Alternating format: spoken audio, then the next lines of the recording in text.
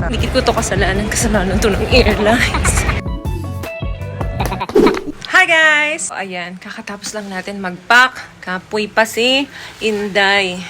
Kasi 2 hours akong nagpapack. So medyo mabibigat yung mga dala ko. Hindi ko na video kasi yun din naman kung ano yung dinadala ko. Ito yung pupunta ko doon, yung mga skincare ko, yung mga product ng K-Skin na maintenance ko, from lotion, body scrub, 5-in-1 set, yung mga vitamin C, yung mga sunscreen. So, yan lagi ang laman ng aking bagahe. So, 25 kilos lang naman tayo, kaya medyo limited lang talaga.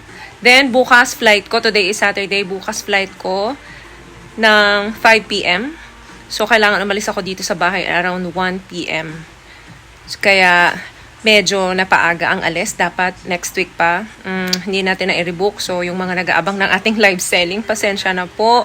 Hindi natin na kayang i-rebook. Pero we did our best na i-rebook. Kaya lang hindi talaga nag-grant nung airlines. Pabalik tayo kay Mister. Alam nyo na, balik diligan, ano? So, kailangan natin matulog ng maaga para fresh tayo, no? Paggising bukas. Ready na, dalawang bagahe, isang pan-check-in at isang hand carry, and syempre may personal bag. Alam nyo guys, kahit na pabalik-balik ako Philippines to Europe, hindi ako nasasanay talaga. Tuwing alis ako dito sa bahay, alam nyo na, there's no place like home. Philippines is my home kasi nandito yung mga anakis ko, yung mga aking si Muffin, aking si Waffle, si Pepper, si Syrup, ang aking mga pets, and of course my daughter. So kapag ka umaalis ako, laging mabigat yung loob ko. Kasi ang dami kong iniiwan dito na, alam nyo na nanay, ang daming inaasikaso. So yung mga nanay dyan, nakaka-relate talaga na kahit ilang beses na kayong paalis, paruot pa rito, yung mga OFW natin especially, hindi talaga sila masasanay. Sa tuwing aalis sila, laging mabigat yung kanilang damdamin. But of course, meron tayong mga responsibility na kailangan gampanan din doon kay Mister, kaya kailangan natin talagang bumalik doon. Or else, mapapalo tayo sa puwit ni Mister. Okay lang kung palong, ganon. Kung palong galit, hindi maganda yon. See you guys tomorrow pag papunta na kami sa airport.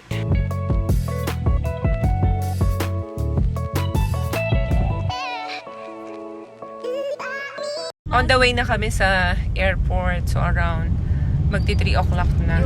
May ano pa naman, may time pa ako kasi 6 p.m. pa yung aking flight.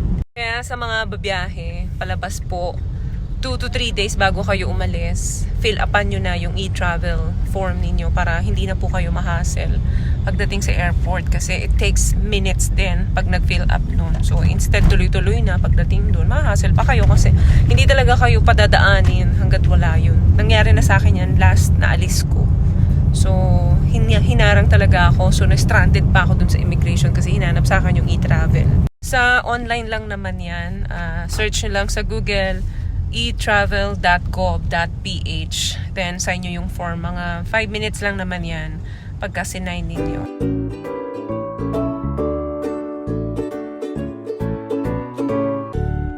Ganda na talaga ng Clark International Airport. Alam mo yun, yung parang wala ka sa Pilipinas, para kang nasa ibang bansa. Ganun ang dating niya.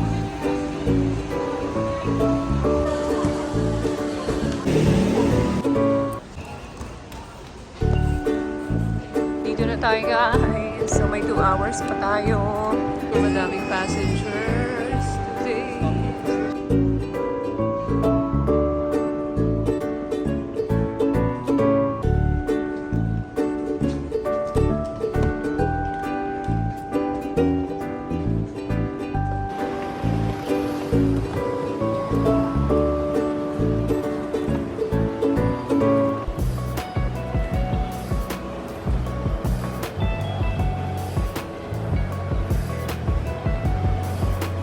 Sobrang laki na ng pinagbago ng Clark Airport. 10 taon na ako dito, pabalik-balik, dito sa airport ng Clark. So nakita ko yung mga pagbabago 10 years before and after. Sobrang laki talaga, nakaka-amaze kasi international airport na talaga ang dating niya. Sobrang bilis ng process dito. Sobrang bait ng mga staff dito. Ang daling kausap ng immigration. And of course, state-of-the-art na rin yung mga facilities niya. So, take note kanina, hindi ako nanapan ng e-travel kung saka naman ready ako. So, ayan, nakita ko na, number 13, dito na tayo.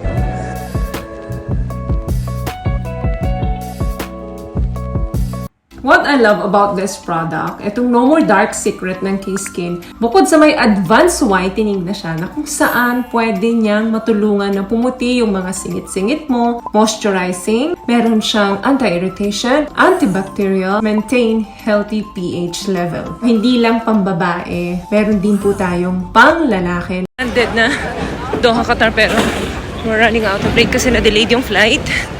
So, delayed yung flight namin ng 1 hour, kaya maapektuhan yung flight ko sa connecting flight ko. So, 2 hours lang ang aking connecting flight, layover. Pero I only have 45 minutes. Hindi ko pa nakikita yung gate ko. May iwan ako. Hindi ko to kasalanan to ng airlines. Find out ko na yung gate ko. C32, pero nasa C7 pa lang ako. So, malaki pala itong airport ng Doha, Qatar. This is my second time na nagbiyahe dito sa Doha. Usually, Emirates ako. So, medyo bago sa akin ito. Ay, takbo, Cheryl, takbo. Sila rin yung may kasalanan. Ba't kami ma-late? Sana nakipag-coordinate na sila. Pero tingin ko gano'n naman talaga yung mangyayari. So, nasa C14 pa lang ako. Ang laki na itong airport na to. Sabi nung nag-assist sa akin, wala daw dito sa floor na to yung C32. Sa dulo nito, bababa pa daw ako. Then doon ko lang hanapin yung C32. Diyos ko, wala na akong hininga. Kanina pa ako takbo ng takbo. Pababa. Kailangan ko muna umihi. Pumapatak na yung ihi ko kanina. Kakatakbo. Nakahabol ako. Nakapila na yung mga tao. As in boarding na nung dumating ako. Tapos dumating ako 12:25. Time dito sa Qatar ng gabi. Bus pa kami papunta sa Dubai.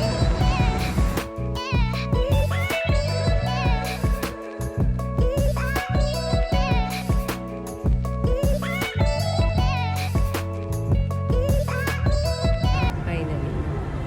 Takbo ko kanina, siguro 1.5 kilometers. 7 hours yung biyahe from dito sa Doha, Qatar, going to Oslo, Norway. So, see you in a bit. I'm pretty sure excited na si Mister. Kasi hindi pa dapat ako uuwi. Next week pa, kaya lang hindi ako nalibook, kaya ito pa ang uwi natin. Hindi man lang ako nakapag-freshen up, nakapag-hilamos.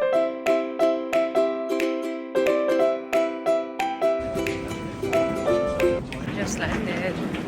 Kararating lang. Finally. So, mahaba yung flight. Wala tayong palit-palit ng damit. Damit natin simula sa Philippines hanggang ngayon.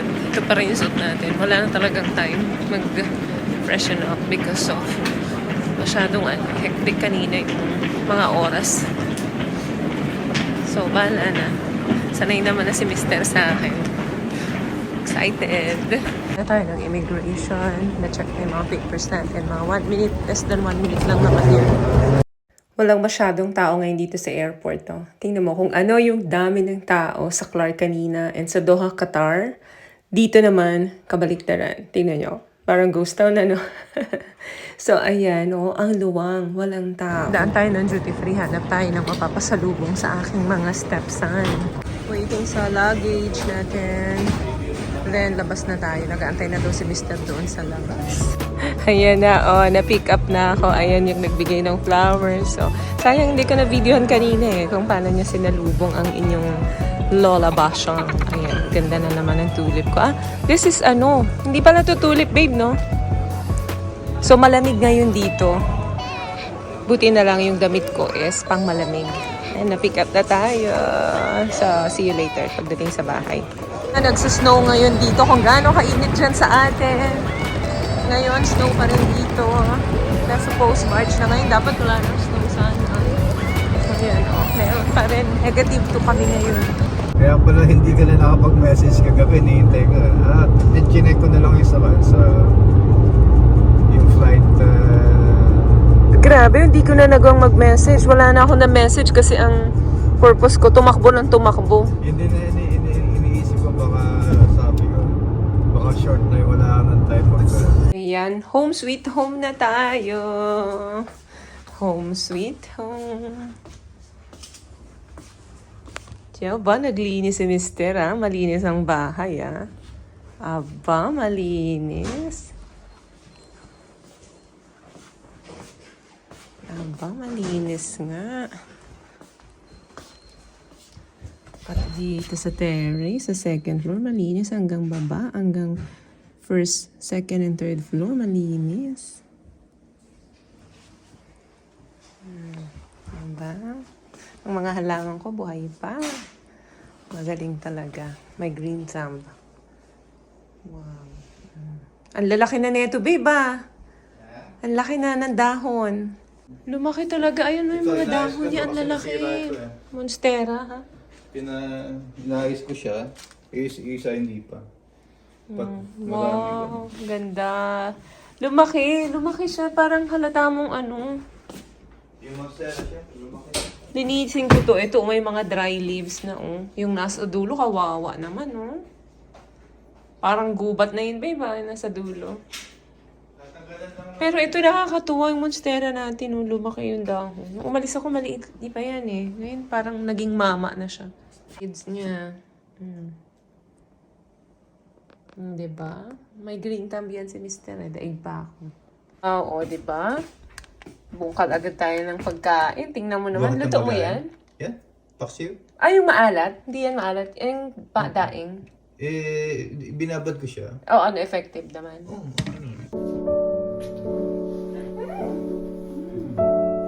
Yes. Hindi pa ako naligo. Yeah! Diba? Ganun yung buhay. Parang Parang life. life. Pakape-kape lang. Pakape-kape lang. Tsaka scones. This one is my favorite. Yan. Ito yung favorite ko dito, scones. So, pagdating ko, yan yung pasalubong ni Mr. Meron akong scones. Tsaka may roses. Saka, diba? Meron pa yung cornic mo? Bar mixed. Bar mix ah. Bar mix. So, yan yung mga pansalubong niya sa akin kapag sinusundo niya ako. Mag-iisang oras daw siya nag-antay sa loob ng airport. Kasi nga, ang tagal ko makuha yung luggage ko. So, mamaya na nga, bahala kayo dyan. Storbo kayo mamaya na. Bye-bye, bye-bye.